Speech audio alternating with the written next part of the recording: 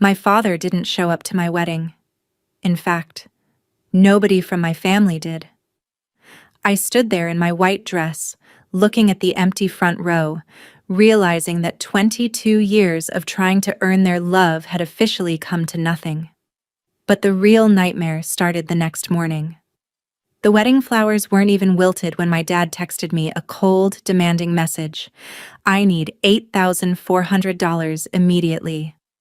No congratulations, no explanation, just a demand. Out of pure spite and exhaustion, I sent him exactly $1. I thought that would be the end of it, but exactly 2 weeks later, the flashing lights of police cruisers illuminated my driveway.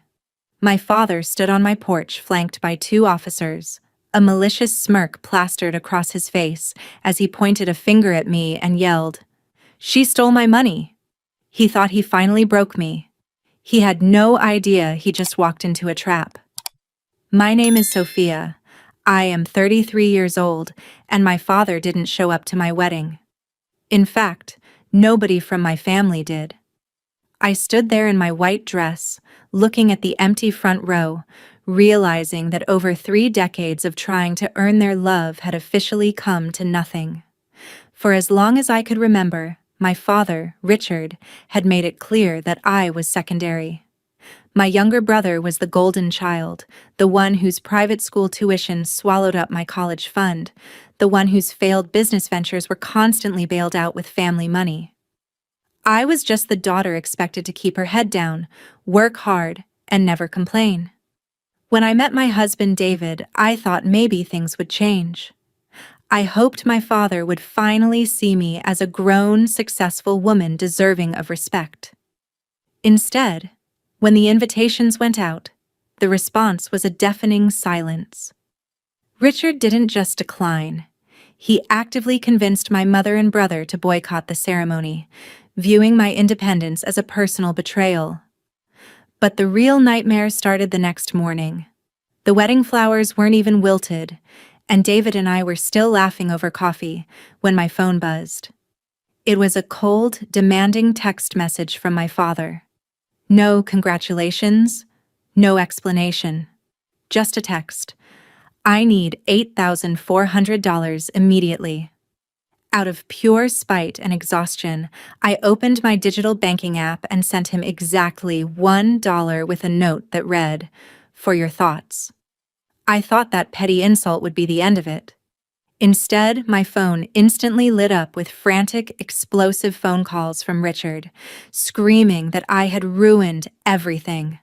I hung up, ignoring his fury, completely unaware of the trap he had just walked into. Exactly 2 weeks passed after that bizarre $1 exchange. David and I were slowly settling into the peaceful rhythm of married life, finally putting the heartbreak of my family's absence behind us. It was a quiet Tuesday evening, and we were clearing the dinner dishes when a sudden, aggressive pounding rattled our front door. When David pulled it open, my breath caught in my throat. Standing on our porch were 2 uniformed police officers, their expressions grim. But it was the man standing directly behind them that made my blood run cold. It was my father, Richard. He didn't look like a grieving parent or a man seeking reconciliation. His face was twisted in a mask of pure, vindictive triumph. Before the officers could even state their purpose, Richard shoved his way forward, pointing a shaking, aggressive finger directly at my face. "That's her!" he yelled, his voice echoing down the quiet street, loud enough for the neighbors to hear. "That's my daughter, and she's a thief. Officers, arrest her right now. She committed grand larceny and bank fraud. She stole thousands from my business." David immediately stepped in front of me, demanding an explanation, but the officers held up their hands to silence him. The older officer turned his stern gaze toward me, pulling out a notepad. The neighborhood grew completely silent as he uttered the words that made the room spin. "Ma'am, your father has filed a formal criminal complaint. We need you to hand over your financial records right now.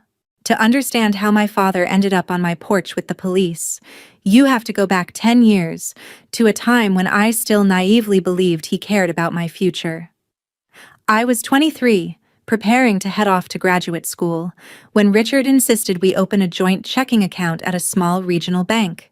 He claimed it was a safety net, a way for him to transfer emergency funds if I ever found myself stranded or in trouble. I touched the signature card with a sense of gratitude, thinking it was a rare moment of parental affection. But after graduation, I opened my own independent accounts, secured a stable corporate job, and completely forgot the joint account even existed. I assumed it had been closed due to inactivity years ago. What I didn't know was that Richard had kept it wide open, utilizing it as his personal financial playground. Over the last decade, as his commercial ventures began to crumble under the weight of his bad decisions and my brother's endless bailouts, Richard turned to desperate measures. He began funneling questionable business transactions through that forgotten account. Because my name was still legally attached to it as the primary holder, he was using my clean financial record as a shield to mask his failing assets and dodge creditors. He believed that if the business folded, the legal liability would fall squarely on my shoulders while he walked away clean. For years, the account sat like a ticking time bomb in the background of my life, a monument to my father's deception that I only uncovered when I started doing routine credit checks for my wedding. The true nature of my father's urgent $8,400 demand became blindingly clear once I looked at the transaction history. It wasn't a request for a family loan, nor was it a sudden medical emergency. Richard had written a massive, fraudulent check from that ancient joint account to cover a failing business debt, fully expecting the funds to magically appear, or for the bank to allow a temporary overdraft based on his business history. When the transaction fell through, the bank hit him with an immediate demand to settle the balance, threatening to flag the account for criminal fraud. Richard panicked. He needed exactly $8,400 to cover his tracks before the automated systems alerted corporate investigators. By sending him exactly $1 out of spite, I had unknowingly triggered a digital safety mechanism. The banking app recognized the tiny, unusual transfer into a dormant account as potential suspicious microactivity designed to verify an account before a cyber hack. The bank's automated security protocols immediately kicked in, locking the account entirely to prevent further transactions. Richard was completely trapped. He couldn't deposit money to cover the bad check, and he couldn't hide the paper trail.